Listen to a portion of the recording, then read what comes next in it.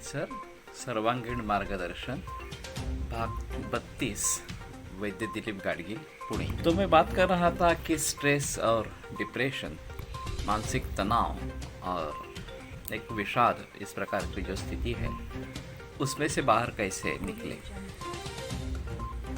तो अगर ये परिस्थिति है कि हमने सिर्फ आधुनिक वैद्य की ही सहायता ली है और आयुर्वेद, होम्योपैथी या अन्य कुछ शास्त्रों से कुछ भी विचार भी नहीं किया है उसके बारे में, तो संभवतः ऐसा हो सकता है कि हमें इन शास्त्रों से बड़ी अच्छी सलाह मिल सकती है, बड़ी अच्छी राहत मिल सकती है।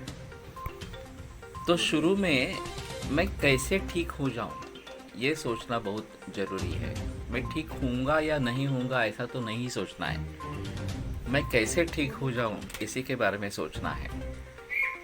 तो इसमें अहम मुद्दा ये रहता है कि हमारी शारीरिक या मानसिक स्थिति कैसी है, हमारी अवस्था रोग की कैसी है और अन्य व्यक्तियों के अपेक्षा आर्थिक स्थिति कैसी है और हमें मदद करने वाले कितने लोग हैं। इन सभी चीज़ों का एक भली भांति सर्वांगीण विचार होना जरूरी है। और फिर अभी क्या कर सकते हैं।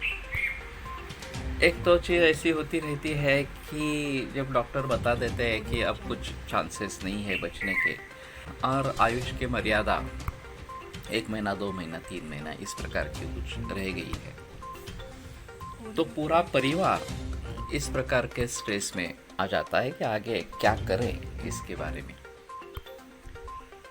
तो हम सुझाव देते हैं कि उस अवस्था में हम कैसे बाहर निकलेंगे इसके बारे में सोचना बहुत जरूरी है।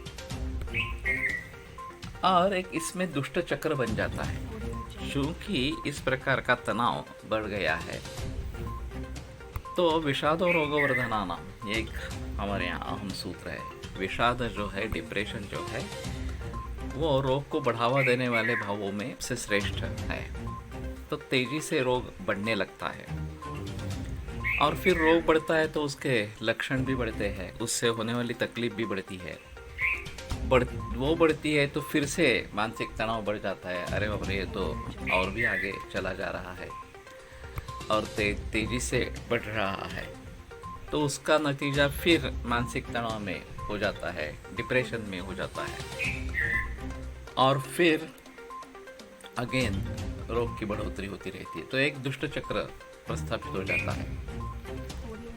उस दुष्ट चक्र का कहीं ना कहीं भेद होना ये बहुत जरूरी बात है। तो कम से कम हमें ये सोचना है कि अभी की हालात में हम क्या कर सकते हैं। कम से कम बेटर क्वालिटी ऑफ लाइफ पहले मिले, तो फिर उसके बारे में हम आगे थोड़ा सोच सकते हैं।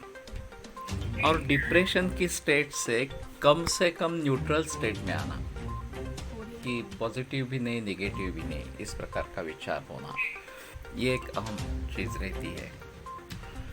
तो काउंसलिंग की इसमें काफ़ी ज़रूरत पड़ती है और मानसिक समुपदेशन अगर मिल जाए सभी लोगों को, केवल मरीज को ही नहीं, उसके निजी रिश्तेदारों को भी, तो हम सोच सकते हैं कि क्या किया जा सकता है।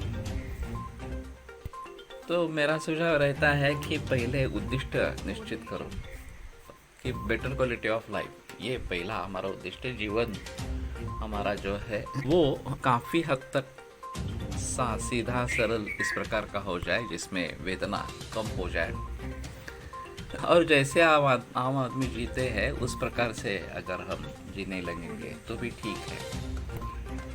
तो समझो कि रुग्ण बिल्कुल ही अंतिम अवस्था तक पहुंच गया है, अपनी शयन से उठ नहीं सकता, बैठ नहीं सकता, चल नहीं सकता, खाना भी बिल्कुल कम ही इस प्रकार का जा रहा है, नींद नहीं आ रही है, बहुत सारे दर्द हो रहे हैं।